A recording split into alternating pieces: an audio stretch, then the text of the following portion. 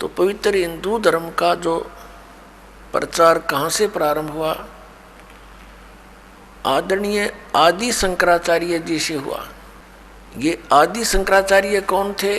उन्हीं की जीवनी में लिखा है कि ये भगवान शंकर ही स्वयं अवतार धारक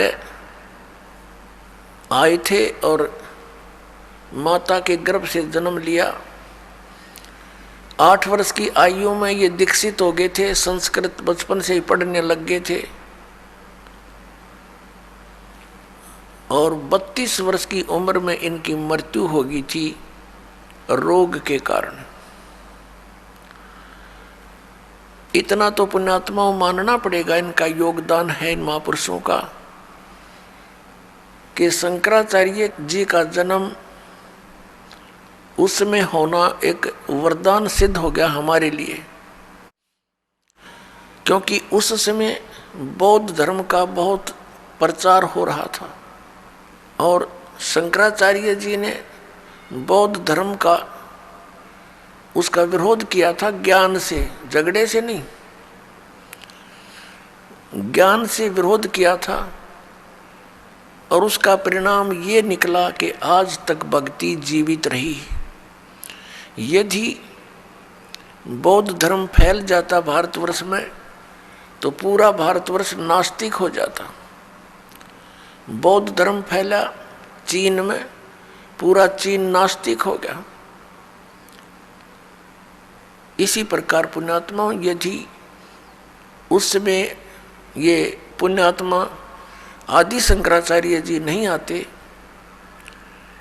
तो आज हम राम का नाम भी नहीं लेते। लेकिन बात वहीं रही कि आसमान से गिरे और खजूर में अटके, फिर लाभ क्या हुआ? शंकराचार्य जी ने हमें क्या ज्ञान दिया कि जीव ही ब्रह्म है।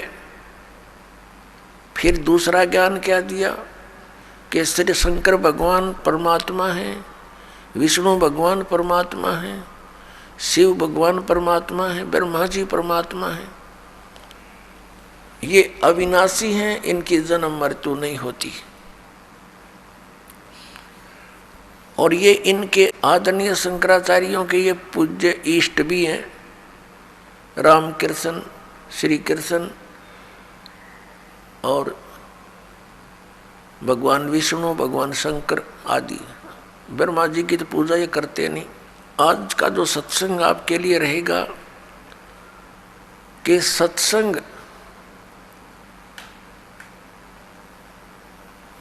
21 ब्रह्मांड में नहीं है और सदग्रंथों का ज्ञान इस दास के अतिरिक्त या परमात्मा के अतिरिक्त या उन महापुरुषों के अतिरिक्त जो परमात्मा से परिचित हुए, साक्षात्कार किया उनका, वो चंद महात्मा है।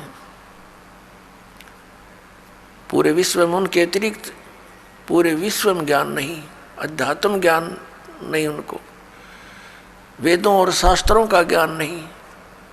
तो फिर सत्संग खा कर उनने उल्टा पाठ पढ़ा दिया।